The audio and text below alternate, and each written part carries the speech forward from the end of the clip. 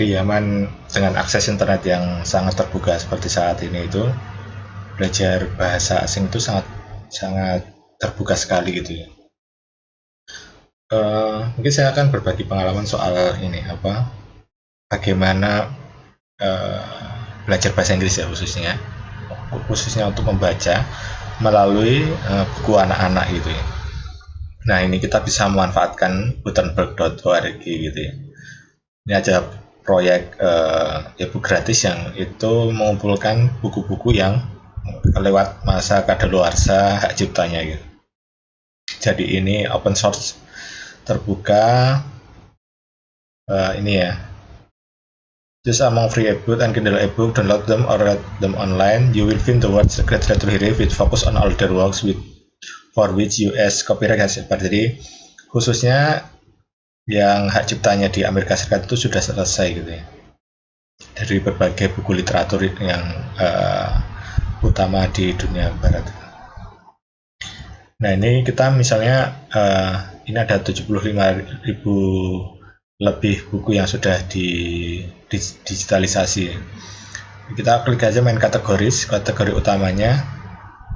Kemudian bukan ya, reading list atau daftar bacaan, kemudian kita pilih for children reading list ini. Jadi untuk orang yang mungkin merasa readingnya belum bagus itu kita mulai dari fiksi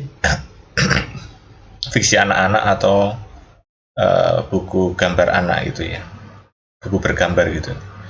Nah, ini dulu saya misalnya mulai dari The Story of Three Little Pigs gitu. Kisah mengenai 3 babi gitu. Ini kisah yang cukup populer gitu ya, yang ditulis oleh L. Leslie Brooks. Read now, baca sekarang. Nah, ini kita dari buku-buku anak-anak itu kita tahu kosakata dasar gitu ya, yang sering digunakan, karena kosakata anak-anak itu kan dalam buku anak-anak tentu saja belum serumit buku-buku dewasa non fiksi gitu. Di sini ada gambarnya yang bisa setidaknya itu memandu bagaimana alur ceritanya itu diceritakan.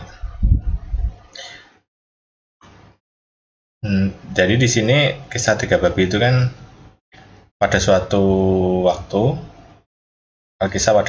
there was an old sow with 3 little pigs gitu ya.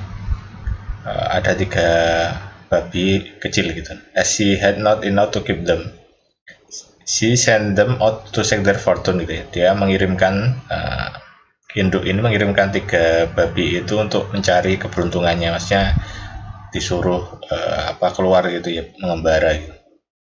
The first that went off met a man with a bundle of straw gitu ya. Yang pertama itu pergi keluar kemudian memanggul sebundel ini ya, jerami ini. And said to him, please man, give me that straw to build me a house. Hai manusia, berikan aku jerami untuk membangun rumahku. Which the man did, and the little pig built a house with it. Dan babi ini membangun rumah dari hal itu. Presently came along a wolf and knocked at the door and said, little pig, let me come in. Jadi ada serigala itu mengetuk pintunya dan kemudian mengatakan, babi kecil, biarkan aku masuk gitu. To which the pig answered, no, by the hair of my cincin.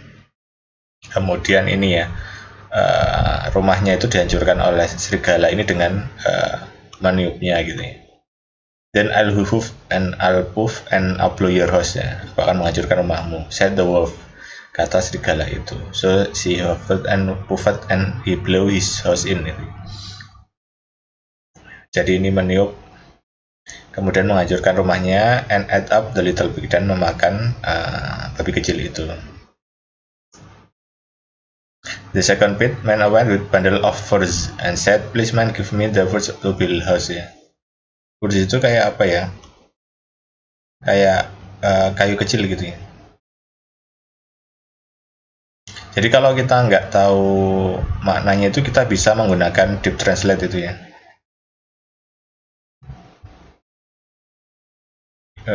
Tadi apa?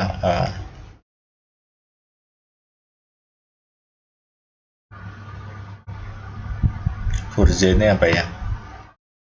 Jadi misalnya kita kalau nggak tahu kosakata ini, kita bisa menambah belajar dari Deep Translate.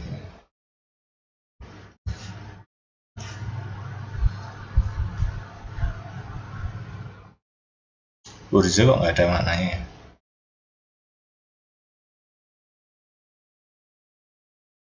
Jadi kita pakai Google aja, Furze main art.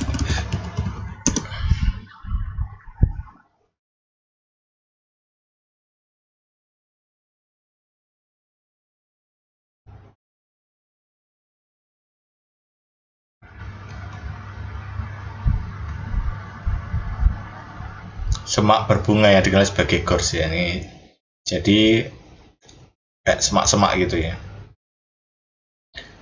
Nah ini jadi kita menambah kosakata itu melalui cerita seperti ini ya. Secara umum kan kosakata seperti bundel gitu kan tahu ya, seikat gitu.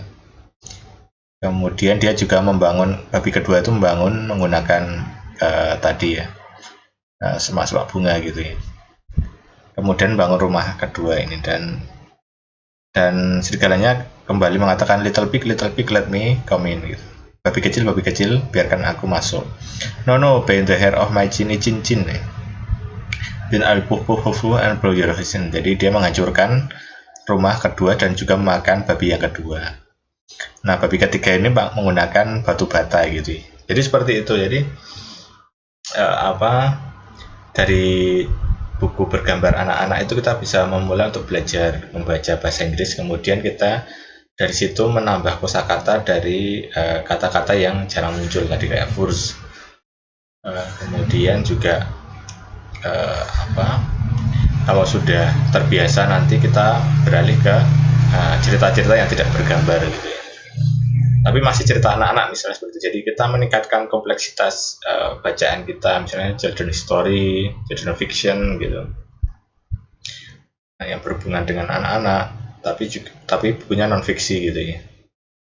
Atau kita bisa mulai fiksi tapi tanpa bergambar, jadi hanya teks saja. Jadi karena seringkali seperti komik itu kan lebih mudah untuk menambah kosakata yang kita pelajari, misalnya seperti itu.